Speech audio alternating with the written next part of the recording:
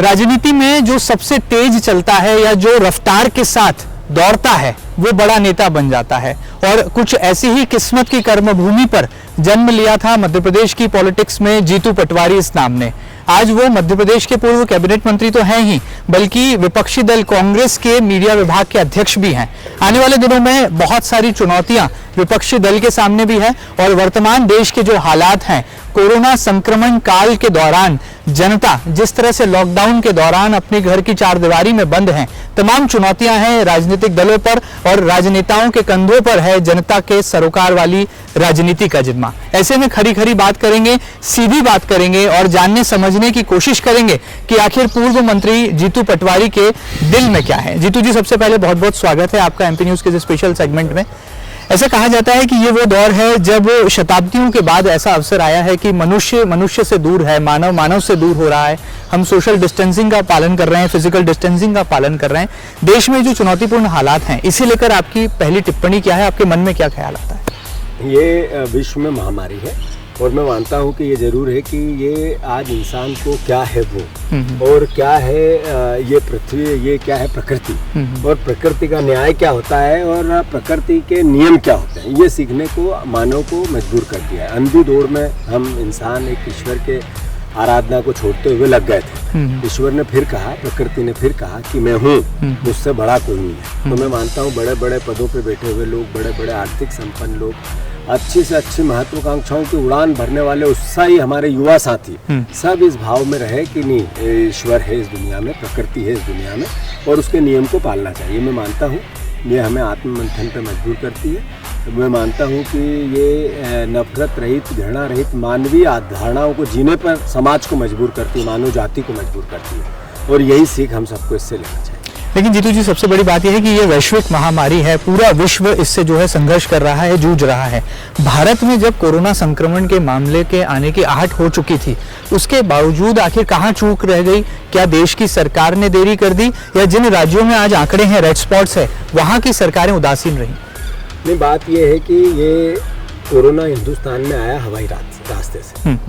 देश के सौभाग्य था ये कि दुनिया में जहाँ कोरोना आया उसके 2 महीने बाद हमारे यहाँ, तो 2 महीने हमें मिले थे संभलने के लिए, देश की सरकार को मिले थे संभलने के लिए। उस समय देश की सरकार ने जो प्रिपरेशन करनी थी, मैं समझता हूँ उसमें चूक हुई। आप देखो कि 26 हवाई अड्डे अगर लॉकडाउन कर दिए जाते हैं, आने वाले विदेशी यात्रियों को क्वारंटाइन किया जाता, जांचें की जाती है और उनकी सैंपलिंग ली जाती, तो शायद ये परिस्थिति देश में नहीं होती। अवसर इस बात का है कि कोरोना से लड़े, ये तो जीत जाएंगे ही हम जंग, पर साथ ही साथ इसके जो साइड इफेक्ट होंगे आर्थिक, बिल्कुल ये अद्भुत देश को, आने वाली पीढ़ियों को के संभावनाओं को मार देते। मैं मानता हूँ ये एक चुनौती देश में है, तो मैं मानता हूँ कि इसका पूरा जो धारणा थी वो देश की सरकार को सही समय पे चेतना था। विदेशों में, चाइना में, अमेरिका में, इटली में हमसे पहले आया था, तो जो संभलना चाहिए वो देश की सरकार नहीं संभली, मोदी जी नहीं संभले। उसके कई कारण हैं, मैं नकारात्मक बातें नहीं करना चाहता और मैं ये भी बताना चाहता हूँ कि कांग्रेस पार्टी का भी विजन इसमें पॉजिटिव ही है। हम नहीं कहते हैं कि इसकी गलती है उसकी गलती है, पर आपने जो सवाल किया उसका उत्तर है। लेकिन क्या लगता है कि विपक्ष का धर्म नहीं होता, जब सरकार ठीक काम नहीं करती तो विपक्ष जगाने का काम करता है, विपक्ष जनता की आवाज बन जाता है। विपक्ष भी तो मौन रहा, विपक्ष भी उदासीन रहा। राहुल गांधी जी ने हर वक्त कहा, 3 बार कहा, देश के प्रधानमंत्री से अनुरोध किया कि ये कोविड का जो महामारी आ रही है इसमें सरकार चेते, सरकार सजग हो, इस पर काम करे, अन्यथा बहुत बड़ी सुनामी है। तो आप उस समय के स्वास्थ्य मंत्री ने उनकी हंसी उड़ाई, देश के गृह मंत्री ने उनको पप्पू कहा और प्रधानमंत्री की महत्वाकांक्षा नमस्ते ट्रंप में थी, देश की, हमारी मध्य प्रदेश की सरकार गिराने में थी और पूरी भारतीय जनता पार्टी षड्यंत्र रच रही थी। कोविड पे उनका ध्यान ही नहीं गया, उनका ध्यान सत्ता की महत्वाकांक्षा के अंदर अपना अहम बनाने में रहा। तो मैं मानता हूँ ये सबसे प्रमुख कारण रहा कोविड के देश में प्रवेश का।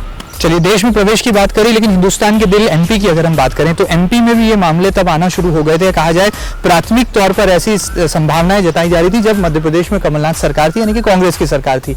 आप भी उस सरकार के कैबिनेट मंत्री थे, एक महत्वपूर्ण हिस्सा थे। क्या कदम आपकी सरकार ने उठाए थे और वर्तमान की शिवराज सिंह चौहान की सरकार के कामों से आप कितना संतुष्ट हैं? देखो, आरोप प्रत्यारोप कितने भी हम करें, चाहे बीजेपी करे चाहे शिवराज जी करे, पर ये जरूर है कि वो जो दौर था सत्ता परिवर्तन का, सत्ता पे हथियार का, सत्ता पे कब्जा करने का, एक लूट थी सत्ता की। तो उस जो पीक पॉइंट था उसके कारण अगर कोई दोषी है तो उसके लिए भी भारतीय जनता पार्टी है, शिवराज सिंह चौहान है, वो लोग हैं जो सत्ता को बेच रहे थे, अपने आप को बेच रहे थे। तो मैं उस पर नहीं जाना चाहता। पर कमलनाथ जी ने जब विश्व में जो हेल्थ इमरजेंसी लगाई, जब उससे पहले हम जाग गए थे, देश की सरकार ने जागी। आपको ध्यान हो कि समय समय पे हमने हेल्थ के फ्री एडवाइस दी, जिला के कलेक्टरों को एडवाइस दी कि एक कोरोना को लेकर हॉस्पिटल तैयार किया जाए, टेस्ट कैसे हो इसके लिए लैब तैयार की जाए, हर जिले में एक लैब की प्रोसेस कैसे हो। उसके बाद हमने कई आयोजन निरस्त किए, जहाँ भीड़ भाड़ हो वो एरिया निरस्त किए। आपको ध्यान हो तो हमने विधानसभा निरस्त की। तो ये सब बातें जब मध्य प्रदेश के मुख्यमंत्री जो आज हैं वो कहते थे कि क्या भविष्य वक्ता है कांग्रेस के लोग, कमलनाथ जो इस तरह की कोरोना को लेकर बातें करते हैं, हंसी उड़ा रहे थे। एक मंत्री जो स्वास्थ्य मंत्री अभी बने, कोरोना डरोना इस तरह की बातें। लेकिन आपके जब मुख्यमंत्री तत्कालीन मुख्यमंत्री कमलनाथ जी का भी एक बयान है, मीडिया के कैमरों पर ऑन रिकॉर्ड है कि पहले सियासी कोरोना से तो निपट लें फिर कोरोना की बात करेंगे। ये खुद मध्य प्रदेश के तत्कालीन मुख्यमंत्री कमलनाथ जी ने कहा था। क्या सफाई है? कमलनाथ जी ने क्या कहा ये अलग बात है, पर किया क्या? सीरियसनेस कहाँ थी? ना पॉलिटिशियन में सीरियसनेस नहीं होती तो फिर वो विधानसभा सत्र क्यों स्थगित कराते हैं? सीरियसनेस नहीं होती, वो तो सरकार गिरने का भी तो डर था ना। तो आईफा अवार्ड इंदौर में हो रहा था जिससे मध्य प्रदेश का चेहरा विश्व में चमकता। उसकी एक नए बच्चों को लेकर क्रिएटिव दिमाग से उन्होंने वर्क किया था, वो क्यों कैंसिल करते हैं? कि अगर उनको कोरोना की चिंता नहीं होती तो एक अंतर्राष्ट्रीय महिला दिवस का इंदौर हजारों लाखों महिलाएं इकट्ठी हो रही थी छिंदवाड़ा में, वो कार्यक्रम निरस्त किया। मैं मानता हूँ कि ये सब बातें उन्होंने की, कहा क्या एक अलग बात है, पर सीरियसनेस में कोई कमी नहीं। चलिए सियासी कोरोना से थोड़ा दूर चलते हैं, राजनीति की भी बात कर लेते हैं। बहरहाल यहाँ पर एक जिम्मेदारी राजनेताओं के कंधों पर यह भी होती है कि जनता को बेहतर स्वास्थ्य सुविधाएं मुहैया कराई जाए, उन्हें सुरक्षित वातावरण सरकार दे पाए। क्या वाकई में पूर्व की सरकार ने जो कदम उठाए थे उसे आगे बढ़ा रही है वर्तमान की शिवराज सरकार? और इन दिनों जो सरकार लगातार मॉनिटरिंग कर रही है, समीक्षा मुख्यमंत्री शिवराज सिंह चौहान कर रहे हैं, उससे आप कितना संतुष्ट हैं? नहीं, मैंने कहा कि हमारी नियति कभी नहीं रही आरोप प्रत्यारोप। हमने सरकार को सजग किया, सुझाव दिए, क्रिटिसाइज किया, पर हमने राजनीतिक पुट नहीं दिया। हमने हमेशा वो काम किया जो सरकार को सहयोग करे, उनके निर्णयों को सहयोग करे, लॉकडाउन में मदद करे। हमारी प्राथमिकता जो शिवराज सिंह जी ने हमें बताई कि एक राजनीतिक लोगों की, कार्यकर्ताओं की और जनप्रतिनिधियों की प्राथमिकता है गरीबों की, मजदूरों की, जरूरतमंदों की सेवा करे, राशन की करे, मजदूरों की करे। तो फिजिकली हम हमारे से जितना बना उतना किया, ज्यादा से ज्यादा किया। कांग्रेस पार्टी पूरी समर्पित रही। पर आप देखो कि शिवराज सिंह जी ने जैसे ही सत्ता संभाली, वो एक दिन भी इंदौर जैसे पश्चिमी क्षेत्र में नहीं आए। मैंने कई बार उनसे आग्रह किया, चिट्ठियां लिखी, ट्विटर पे बात की, और भी तरह तरह के जो आज के सोशल वर्किंग होती है वो सब की। आज तक स्वास्थ्य मंत्री नहीं आया। स्वास्थ्य मंत्री भारतीय जनता पार्टी शिवराज सिंह जी चौहान, सबकी गतिविधि लॉकडाउन के विपरीत चलती है। मतलब आपको लगता है मैं मानता हूँ मैसेज देने वाली बात। क्या एक जनप्रतिनिधि, एक मुख्यमंत्री, एक सरकार ये जनता से अपील करे कि आप लॉकडाउन में घर में रहो, नहीं तो डंडे हैं, सरकार का कानून है, FIR है, और पूरी सरकार लग गई कि हम लॉकडाउन की उधेड़-बुन करें, अलग अलग तरीके से करें। तो ये इनके संस्कार प्रदेश की सरकार जनता देख रही है। हमारी तो आशा है, उनसे अपेक्षा है कि वो जैसा खुद व्यवहार करे ऐसा जनता से करे। मतलब आपका कहने का मतलब है कि मध्य प्रदेश के मुख्यमंत्री शिवराज सिंह चौहान को कोरोना से डर लगता है, इसलिए वो इंदौर रेड स्पॉट नहीं आ रहे। मैं मानता हूं कि शिवराज सिंह जी का मानस ही नहीं है कि मैं कोरोना से डरूं। शिवराज जी का मानस है कि ऑटो मूड पे कोरोना को उन्होंने छोड़ दिया। जो जिएगा वो जिएगा, मरेगा वो मरेगा, हर आदमी को कोरोना होना और निकलना है, ये उनकी ऐसी मनोस्थिति बनती है। अगर उनका मतक के ऐसा होता है कि मुझे कोरोना से निपटना है, तो वो इंदौर आते हैं, समीक्षा करते हैं, मीटिंगें लेते, आनंद फानन वो अधिकारी जो लगातार यहाँ बने हुए थे उस दौरान उनको बदलते नहीं। उनकी तो सिर्फ पॉलिटिकल मैनेजमेंट की एक अपेक्षा रही, मेरी सरकार कैसी बनी रहे, मैं मुख्यमंत्री कैसे बनूं।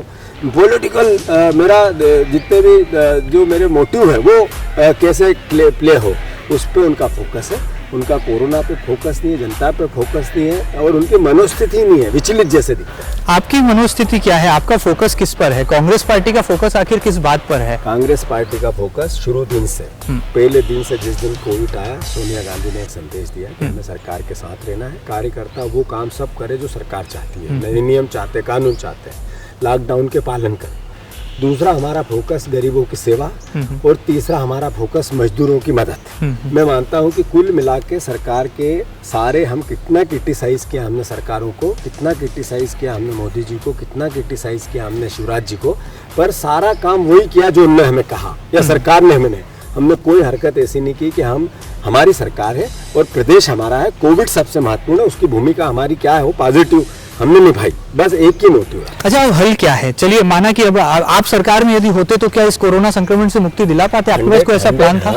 क्या प्लान था आपके पास? जैसा राहुल जी ने कहा कि सबसे पहले कोरोना चाइना में आया जब हम जाके, और सबसे पहले चाइना के सबसे ज़्यादा लोग अमेरिका जाते हैं, इटली जाते हैं या अन्य ऐसे यूरोपियन देशों में जाते हैं, जैसे यूके जाते हैं, तो वहाँ से आने वाले जितने लोग हैं उनको क्वारंटाइन करके उनकी जांच करके देश में प्रवेश दिए जाए। हवाई यात्राओं पर पूरी तरीके से फोकस किया जाए। ये राहुल जी ने चिट्ठी लिखकर अलग अलग तरीके से सरकार को उस समय बताया, फोकस ये होता है। उसके बाद लार्ज स्केल पे देश भी चलता रहता और आर्थिक सुनामी भी नहीं आती, लोगों की रोजगारी भी नहीं जाती, और हम इस कोविड से कैसे लड़ सकें इसका एक प्लान होता, उस पर काम होता, जिसमें पर्टिकुलर हॉस्पिटल्स बड़े शहरों में जहाँ बड़े एयरपोर्ट हैं उन्हीं लोगों को वहाँ रखा जाता है। जहाँ जहाँ हर जिले में एक ऐसा हॉस्पिटल बनाया जाता है, क्योंकि एयरपोर्ट पे अगर कंट्रोल कर लिया जाता तो शहर में शायद नहीं आता। तो वो उस तरीके का एक इमरजेंसी प्लान था, होना था, जो हमारी सरकार होती तो करती। और उसके साथ साथ क्योंकि ये अवसर था, प्रधानमंत्री ने कहा तो सही कि आपदा को अवसर समझो, पर आपदा का अवसर भ्रष्टाचार में समझा बीजेपी की अलग अलग सरकारों ने अलग अलग राज्यों में। अगर हम ये समय था जब विश्व में इस तरह की महामारी आ रही थी, तो आर्थिक मूवमेंट हमारे देश तरफ कैसे हो, हम सुरक्षित कैसे दिखे, और पूरी देश की जितनी मल्टीनेशनल कंपनियां उनका हेडक्वार्टर देश कैसे बने, इस तरह जिससे हमारे देश में रोजगारी बढ़े, लोगों का जीवन स्तर बने, हमारे फॉरेन करेंसियाँ आए, ऐसा मोटिव इस दौर में हमें बनाना था, जिसमें हम फेल। विपक्षी दल के लोग कहते हैं कि जीतू पटवारी बहुत बोलते हैं, आए दिन हर मुद्दे पर बयान देते हैं, और जीतू पटवारी को राजनीति में बुरा बहुत जल्दी लगता है। इस आरोप में कितना है दम? नहीं, राजनीति में जिसको बुरा लगे, सार्वजनिक वो जीवन जी नहीं सकता है। कोई व्यक्ति परिपूर्ण नहीं होता है। अगर विपक्ष के लोग ये कहते हैं कि हाँ मैं बोलता हूँ, इसका मतलब मैं पास हो रहा हूँ, मेरा काम है, मेरे को मीडिया की जवाबदारी है, तो मेरे पार्टी के मुद्दे मुझे उठाने हैं और वो मैं करता हूँ। मेरे किसी व्यक्ति के खिलाफ जब मैं बात करता हूँ तो उससे मेरी नफरत नहीं होती, घृणा नहीं होती, वो उतना ही प्रिय होता है मुझे जितना मेरी पार्टी का कोई नेता है। पर व्यवस्था के खिलाफ बोलना विपक्ष में लोकतंत्र का दायित्व है, वो मैं निभाता हूँ। अच्छा, क्या कहना चाहेंगे कि आपसे? एक बात जरूर है जी, मैं नफरत भरा नहीं बोलता हूँ, घृणा भरा नहीं बोलता हूँ, किसी के लिए कुंठा से नहीं बोलता हूँ, व्यवस्था से बोलता हूँ और व्यवस्था के सुधार के लिए बोलता हूँ, और वो बोलता रहूंगा। चलिए, आपसे अपना घर नहीं संभलता और आप दूसरे के घर पर जो है पत्थर फेंकते हैं, ये कहावत को कैसे आप समझ पाएंगे? क्या लगता है कि जब सरकार गिरने जैसे हालात बन रहे थे, विधायकों ने अपना मन बदल लिया था, रातों रात जो है विधायकों ने पार्टी विचारधारा बदल डाली, तब आप उन्हें संभाल नहीं पाए और अब जो है राजनीतिक आरोप लग रहे हैं? नहीं, वो तो एक तरह से मैंने कहा ना, तो कई बार कह चुका हूँ, बार बार कहता हूँ, अच्छा नहीं लगता, वो दौर चला गया। अब जो हो गया सो बीत गई, आगे की सुध ले, कैसे हुआ, क्यों हुआ, किसने किया, प्रदेश को पता है। मैंने हर बार कहता हूँ, एक बाप अगर ये सोच ले, विचार कर ले कि मैं मेरे परिवार की हत्या करना चाहता हूँ, खाने में जहर मिला देगा, गोली से घर में अगर पिस्तौल है तो उससे उड़ा देगा, कैसे भी अगर मुखिया नहीं ठान ली कि मुझे हत्या करना है, तो हमारे मुखिया थे वो जिनने हमारे पीठ में छुरा घोंपा। तो मुखिया बना नहीं रहे थे ज्योतिरादित्य सिंधिया को, इसीलिए तो वो चले गए। अगर उन्हें पार्टी का मुखिया बना देते तो वो पार्टी नहीं छोड़ते। ये इसके तो कई सवाल आएंगे और कई सवाल जाएंगे। मैं समझता हूँ कि अगर 17 लोग उनके साथ गए हैं तो 115-14 में 17 लोग थे उनके साथ, तो जिसके साथ ज्यादा थे उसको बनाया।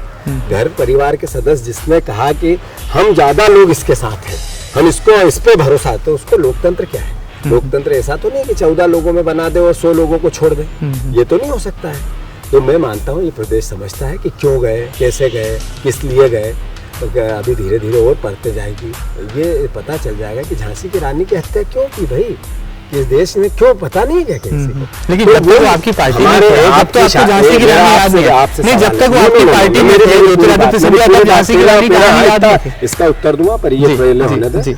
आपके परिवार में जब आपकी शादी हुई तो आपके परिवार वालों ने जो बहू आपके घर में आई, उसका खानदान देखा, उसका परिवार देखा, उसके और क्रियाकलाप और आसपास के परिवार का ध्यान दिया। क्यों दिया? इसलिए दिया कि बहू घर में आए, संस्कारिता आए और परिवार का ध्यान रखे, इसीलिए दिया।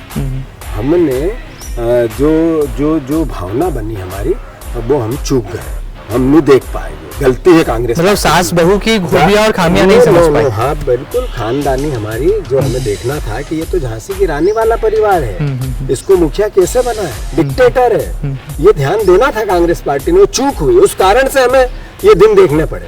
तो मैं मानता हूँ ये केवल एक व्यक्ति को नहीं देखना, लेकिन ज्योतिरादित्य सिंधिया तो आपके भी बहुत नजदीक थे, आपके भी बहुत करीब थे। ये देखना पड़ा एक एक कार्यकर्ता को, जिसने बेचारे ने दिन रात मेहनत करी, लाखों कार्यकर्ता जिसने अटाटूट मेहनत, अद्वितीय मेहनत, रात रात भर जाग के मेहनत, 15 साल के एफर्ट्स, कई जेल गए, मैं जेल गया, वो 34 बार मुकदमे लगे मुझ पे, ऐसे मेरे जैसे हजारों कार्यकर्ताओं पर मुकदमे लगे। उनकी भावनाओं का जो कत्ल हुआ वो मैं मानता हूँ प्रदेश देखता है, और जो हुआ सो हो गया। अब हमारे लिए बोर शिवराज एक जगह, भगवान उनका भला करे। अच्छा, एक बात बताइए कि आप में और तुलसीराम सिलावट में इन दिनों टक्कर देखने को मिल रही है, मुकाबला देखने को मिल रहा है। आप सावेर में जो है लगातार दौरे कर रहे हैं, राशन बंटवारे, आपके समर्थक सक्रिय हैं, अब वो जो है आप ही की पार्टी के कार्यकर्ताओं को भारतीय जनता पार्टी की सदस्यता दिला रहे हैं। आखिर सच्चाई क्या है? ये कह के कि उनमें और मेरे में तुलना कर रहे हो, मेरा अपमान मत करो। मैंने जीवन में एथिक्स से कभी समझौता नहीं किया, मेरी पार्टी के खिलाफ नहीं किया, मैंने जनता की भावनाओं के विपरीत काम नहीं किया। जिस उद्देश्य के लिए मुझे जनता ने चुना उसको काम को किया, मैं भिका नहीं कर। चलिए, 24 विधानसभा सीटों में उपचुनाव जहां पर होने हैं, वहां की तस्वीर आपको क्या नजर आती है? चूंकि आप एक कांग्रेस पार्टी के एक जिम्मेदार नेता हैं, पूर्व मंत्री हैं और मीडिया विभाग के अध्यक्ष भी हैं, लिहाजा क्या आकलन है, क्या एनालिसिस है आपका? जितने सर्वे नए सिरे से आप लोग कर रहे हैं, जितने हम अलग अलग विधानसभाओं में हमारी अपनी एक प्रिपरेशन कर रहे हैं, मैं समझता हूं कि सब सीटों पर कांग्रेस अपर साइड है। तो मैं मानता हूं कि किसी भी हालत में हम 22 से ऊपर सीटें, 21, 22, 23 सीटें जीतेंगे ही जीतेंगे, हर हालत में जीतेंगे। किन मुद्दों के आधार पर जीतेंगे? जो किसानों की कर्जमाफी की बात आप कर रहे थे, उसे लेकर तो बीजेपी लगातार काउंटर। 15 में क्या आप बताओ, इंदौर शहर में जो माफियाओं के खिलाफ युद्ध चालू किया था, गलत था?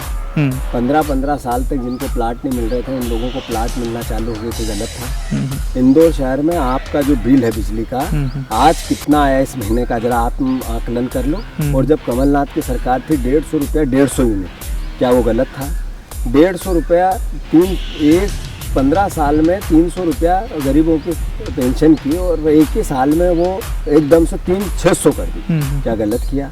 क्या कमलनाथ ने खजाना खाली था, पैसे नहीं थे? अभी आज के मुख्यमंत्री ने भी कल स्वीकार किया है कि हाँ अभी हालात खराब है, आर्थिक परेशानियां हैं। तो इसका मतलब उसके बावजूद एक विजन किसान की भलाई का कि दो चरण में हमने 1 लाख रुपए तक के ऋण रेगुलर प्रोसेस में, और जिनका ओवर ड्राफ्ट चल रहा था उनको 2 लाख, ऐसे 25 लाख किसानों के माफ कर दिए, और बचे 2 लाख। लेकिन बीजेपी तो उसे झूठा बता रही है, उसे घोटाला करार दे रही है। मध्य प्रदेश के गृह मंत्री नरोत्तम मिश्रा उसे घोटाला करार दे रहे हैं। ऐसा है कि बीजेपी तो ये भी कह रही है कि हमने सरकार जो बनाई नियमों से बनाई, बीजेपी ये भी कह रही कि हम जो बने अधिकार था हमारा। तो बीजेपी की कितनी बातें कैसी जनता सब समझ रही है और देख रही है। जिस किसान का कर्जा माफ हुआ उसको पता है, और जिसको प्रमाण पत्र मिल गया उसके पैसे वापस काट रहे हैं वो भी उसको पता है। अभी आज ही मुख्यमंत्री ने, जो वर्तमान मुख्यमंत्री, उन्होंने स्वीकार किया है कि 6000 करोड़ रुपए माफ किए। अभी पहले कह रहे थे कि किए ही नहीं, अब कह रहे 6000 करोड़ किए। एक मंत्री इसको पाप बताता है, कृषि मंत्री। तो इनकी नियत किसानों के प्रति क्या है जनता ने देखी है। आप इन्होंने गोली मारी थी किसानों को, 5000 मुकदमे इनने ही लागू किए थे किसानों के बच्चों पे। किसानों का तुलाई में अभी कितनी परेशानी आ रही, बारदान से लगा के सब पता है। किसानों के प्याज खेतों में पड़े हैं, यही सरकार है। पहले भी प्याज फेंकने पड़े थे इसी की सरकार में, मैं कंधों पे प्याज लेके जाता था जब भी यही सरकार थी। अभी भी मुझे कंधों पे फिर भारी प्याज उठाने पड़ेंगे, इन्हीं की सरकार में उठाऊंगा। फिर ये गोली चलाएंगे तो मेरा ही सीना रहेगा, किसान के बेटे का ही सीना रहेगा। ये सब बातें प्रदेश की जनता जानती है, और 24 सीटों पे इसका आकलन भी होगा और इनका हिसाब भी होगा, और इनको मुंह तोड़ जवाब भी जनता देगी। ये चुनाव कांग्रेस या बीजेपी का नहीं है, ये चुनाव जनता और बीजेपी का है, जनता और बिकाऊओं का है, जनता और दोगलों का है, जनता और पीठ में छुरा भोंकने वाले गद्दारों का है। अच्छा, चलिए बताइए, जब ये कोरोना संक्रमण काल चल रहा था तब जनप्रतिनिधि अपना दायित्व निभा रहे थे, आपने क्या दायित्व निभाया? राऊ क्षेत्र जिसे आप अपना परिवार कहते हैं, वहाँ की जनता को क्या क्या सुविधाएं आपने पहुंचाई, कैसे पसीना बहाया आपने? अभी भी आप मेरे साथ यहाँ से उठ के चलेंगे तो एक पूरी पंचायत में 3-4 हजार पैकेट वितरण चल रहा है, वहाँ 5 मिनट जाए। ये काम ईश्वर द्वारा निर्मित काम है, किसी को अनुदान कर। मेरे को ईश्वर की, मेरे माता पिता के संस्कार के, उनके आशीर्वाद की इतना कृपा रही कि मैं इसको हिसाब में बता के छोटा नहीं होना चाहता। पर मैंने हमेशा कहा कि जिसने जो कहा वो मैंने करने की कोशिश की, और मैं पास हुआ। ईश्वर ने मुझे मार्ग दिया, इतना कैपेबल बनाया। मैं मानता हूँ कि पूरी राव विधानसभा में हमने भरपूर पूरा जो मेरा समर्पण था उससे काम किया, और उसके अलावा भी 5 नंबर में, सांवेर में और इंदौर के कई क्षेत्रों में जिसने जो बोला उसको वो मैंने अवेलेबल कराने की कोशिश की। और अभी भी 25,000 पैकेट हमारे पास रखे हैं जो आने वाले समय में भी, और ज़रूरत लगी तो और बनेंगे। तो मैं मानता हूँ कि लगातार हमारी प्रोसेस चल रही है और एक एक कार्यकर्ता हमारे विधानसभा का, कांग्रेस पार्टी का, और हमारी विधानसभा में भारतीय जनता पार्टी के वो नेता जो मेरे सामने चुनाव लड़े, हम सब मिलके काम किया। इसमें कोई श्रेय या मेरा और तेरा नकारात्मक मैं समझता हूँ बात करना भी गुनाह है, और वो ईश्वर की आराधना को एक तरह से उसका अपमान है। हम सब ने मिलकर किया और मैंने भी किया, कोशिश पूरी हुई, पर इसका श्रेय लेने की प्रोसेस मैं समझता हूँ जो करेगा वो छोटा हो जाएगा, और मैं छोटा नहीं होना चाहता। चलिए, आप मध्य प्रदेश के पूर्व उच्च शिक्षा मंत्री हैं, खेल युवा कल्याण विभाग के मंत्री हैं, वो कौन से काम है जो अधूरे रह गए? आपको लगता है कि एक मौका और मिल जाता तो ये जरूर पूरा कर लेते? मौका तो अभी फिर मिल ही जाएगा। अभी क्या बाकी रह गया जो पूरा करना है? महीने में फिर मौका मिलेगा। हमारे किसानों की कर्ज माफी फिर से हम पूरी करेंगे। आने वाले समय में अब गरीब के लिए जो कि न्याय योजना है उस पर काम कैसे हो उस पर विचार करेंगे। किसान को फिक्स इनकम कैसे बने इस पर एक पर्टिकुलर प्लान करके हमारे पास 15-12 महीने काम करने के थे। हमारा तो कोई काम पूरा हुआ ही नहीं बेसिक इस तरीके से, तो हमारी तो योजनाएं चालू की थी, और उन चालू योजनाओं को अगर 2 साल 1 साल मिलता तो और जनता में वो उस तरीके से मूवमेंट करती। पर जितने दिन मिले उसमें भी जो प्लेसमेंट हुआ, कमलनाथ को जनता मध्य प्रदेश की याद करेगी।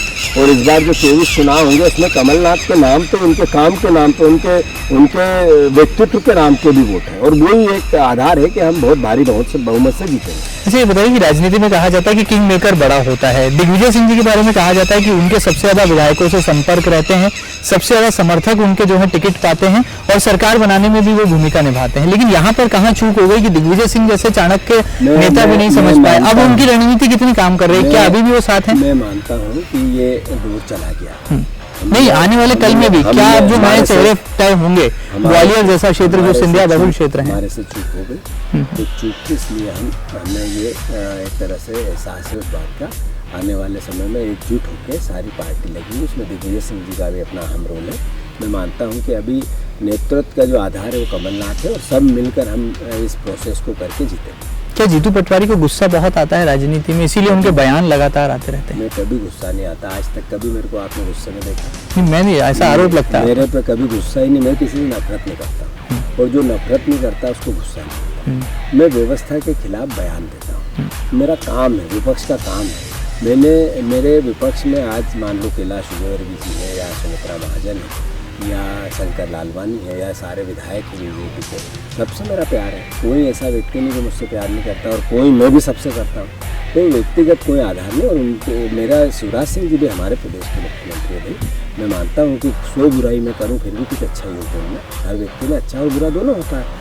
मेरा हमेशा से आप वक्तव्य देखोगे व्यवस्था के खिलाफ, मैं कभी व्यक्ति के खिलाफ नहीं जाता। और जिस दिन मैं व्यक्ति के खिलाफ बात करने लगा, इसका मतलब है कि मुझ में कमी है। फिर उस व्यक्ति के जिसके खिलाफ बोलता हूँ उसमें कमी नहीं, मुझ में तो मैंने कभी नहीं बोला, और आगे भी मैं इस बात का ध्यान रखता हूँ। अच्छा बताइए, जीतू पटवारी जी की साइकिल कहाँ गुम हो गई? इन दिनों वो साइकिल से नजर नहीं आ रहे हैं क्षेत्र में, लगातार सघन रूप से नजर आने वाले नेता। साइकिल रखी है, हवा भरी हुई है, और साइकिल में बढ़िया 1 नंबर उसको चलानी भी है, पर लॉकडाउन के नियमों का पालन भी करना है। और इस शहर की जो मूल आबो हवा है जिसके लिए लगे कानून सबसे महत्वपूर्ण है, उसका भी ध्यान में विधायक हूँ या मंत्री रह लिया हूँ तो सारे नियम तोड़ के साइकिल चलाता फिरूँ, ये तो ठीक नहीं है। हर काम वैसा ही होगा जैसा पहले चलता है, वैसा ही होगा जो जनता को पसंद है। जीतू पटवारी सर्वेंट है, नौकर है, लोगों का दास है, लोगों के चरणों की धूल है, और वो धूल हमेशा बने रहेगी। मालवा निमाड़ की जिम्मेदारी क्या आपके कंधों पर है? जिस तरह से उपचुनाव की बहार आएगी तब मालवा निमाड़ जो है निर्णायक भूमिका में होगा। क्या आपने तैयारी कर ली है? रणभेरी जो है तैयार हो चुकी है? कहा आपको कि हम सारे चुनाव जीते, एक चुनाव भी नहीं हारेंगे। ये पॉलिटिकल आंसर है, ये न पॉलिटिकल आंसर समझो या इसको एक व्यवहारिक आंसर समझो। एक सीट का आकलन है। चुनाव क्यों वोट दे उसी व्यक्ति को जिसने थोड़े दिन पहले वोट दिया जिसको, और उसने अपने वोट को, जिस वोट को लिया उसको बेच दिया बिना पूछे उस जनता से, तो फिर से उससे वोट लेना। आप आपके परिवार में जाते हो, पिताजी से कुछ लेते हो, उसका कुछ न कुछ नुकसान कर देते हो, और फिर पिताजी कहते हो कि दो, तो मर्यादा हो तो पिताजी दे भी दे, पर अमर्यादित कृत्य को पिताजी कब तक सहन करेंगे? ऐसे जनता कब तक सहन करेगी? ये जो 5 सीट मालवा की अच्छी सीट है, 6 की 6 बीजेपी हारेगी। और 100% हारेगी।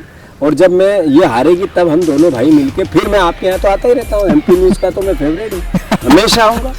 अच्छा ये बताइए कि आप ही की पार्टी के कई चेहरों को जो है बीजेपी तोड़ कर ले गई। ऐसा कहा जा रहा है कि राऊ के नेता थे दूलीचंद मुकाती, वो चले गए, रजनीश वर्मा चले गए, ऐसे कई नाम है। सब मेरे तो पटखनी दे दी है तो बोले जीतू पटवारी को। मेरे को भगवान भला करे और अच्छा पटकने खा गया मुझे कोई अच्छा, ईश्वर उनको, भगवान उनका भला करे जो गए। मैं मानता हूँ कि चूंकि मैं मेरे राऊ विधानसभा को अपना परिवार कहता हूँ, तो मेरे गांव के हैं, तो 2 लोग अगर मेरे गांव के गए तो मैं मानता हूँ कि ईश्वर उनको, मेरी प्रार्थना है कि उनका भला अपनी आपकी विधानसभा तो सुरक्षित है ना? वो जिस उद्देश्य के लिए गए उनका उद्देश्य पूरा। आपकी विधानसभा सुरक्षित है, आपकी कर्मभूमि सुरक्षित है। अगली बार चुनाव होगा तो आपको ऐसा 3 साल बचे, उसमें 3-3.5 साल जब होगा जब बता देंगे। अच्छा ये बताइए कि आप जल्दबाजी में क्यों रहते हैं? जीतू पटवारी जी के बारे में कहा जाता है कि उन्हें सांसद भी बनना है, मंत्री बनने के बाद ऐसा कहा जाता है कि वो तो आने वाले भविष्य के मुख्यमंत्री के चेहरे भी हैं। कई बार कहा जाता है कि पार्टी के प्रदेश अध्यक्ष के तौर पर भी उन्हें देखा जाता है। आप हमेशा जो है विकल्पों पर क्यों फोकस करते हैं? आपके समर्थक कहते हैं, तमाम राजनेता हैं, इस तरह की बातें कहते हैं। दिल की बात जानना चाह रहा हूँ मैं, तो आपके दिल में क्या है? मेरे दिल में ये है कि मैं पार्टी जो काम दे उसको ताकत से करूँ, मेहनत से करूँ, जनता के हित में करूँ, अच्छा इंसान बन के करूँ,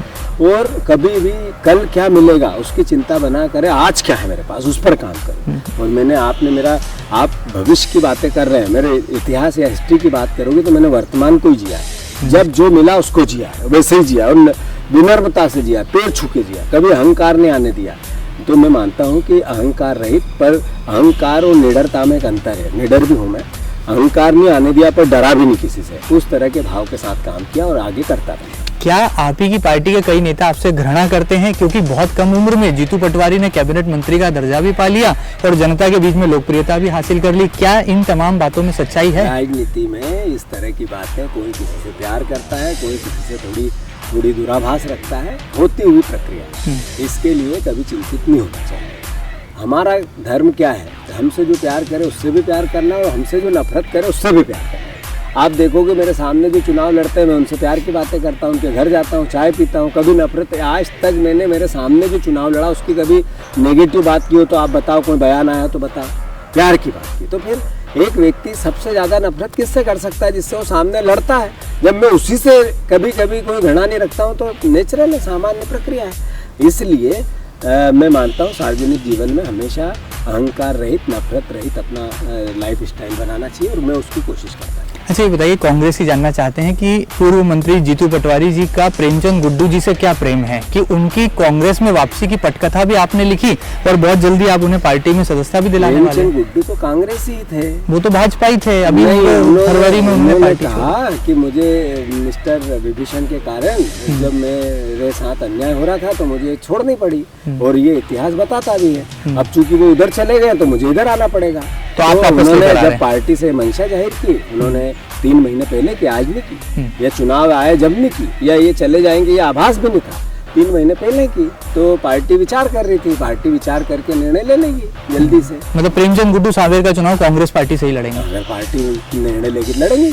पर पटकथा तो आपने लिखी है? नहीं, मैंने कुछ नहीं लिखा, सब पार्टी ने, कमलनाथ जी ने लिखी, उनके नेतृत्व में सब। अच्छा ये बताइए कि जनता को कितना समय दे पा रहे हैं इन दिनों, चूंकि लॉकडाउन में है, जनता के बीच तो पहुंच रहे हैं? जिस भी जहाँ भी आवश्यकता होती है मैं खुद जाता हूँ। अभी भी यहाँ से उठ के 4-5 गाँव के दौरे करूँगा, क्योंकि जनता इकट्ठी नहीं हो सकती है, इनको इकट्ठा करना नहीं चाहिए। तो जो समस्या है उनके समाधान कैसे हो, जहाँ पानी की किल्लत अभी क्योंकि अंतिम गर्मी है तो चल रही, तो वहाँ बोरिंग क्या हो सकता है, क्या पानी, इस तरह की जितनी समस्याएं होती है वो करना है, और फिर शासन और लॉकडाउन के नियम को पालना है। इस बार जनता से अभी पिछले 2 महीने से जैसा सघन जनसंपर्क होना चाहिए उसकी थोड़ा अभाव है, और सब राजनीतिक दलों के लिए, कार्यकर्ताओं के लिए। पर जनता की अपेक्षाओं के अनुरूप काम भगवान ईश्वर इतना बढ़िया करा रहा है कि मैं इससे अच्छा, मेरा पूरा जितना कैरियर गया राजनीति का, मैं काम नहीं कर पाया जितना इस 2 महीने में कर पाया। तो मैं तो बहुत अपने आप को आत्म संतुष्टि पाता हूँ कि इन 2 महीने में जितनी सेवा मुझसे हो सके इतनी इससे पहले कभी नहीं हुई मुझसे। तो भगवान की आराधना करता हूँ। चलिए कुछ क्रॉस फायर राउंड कर लेते हैं। यहाँ पर बीजेपी का कौन सा नेता आपको ठीक लगता है या लगता है कि जनता की सेवा करता है? शिवराज सिंह चौहान, नरोत्तम मिश्रा या नरेंद्र सिंह तोमर?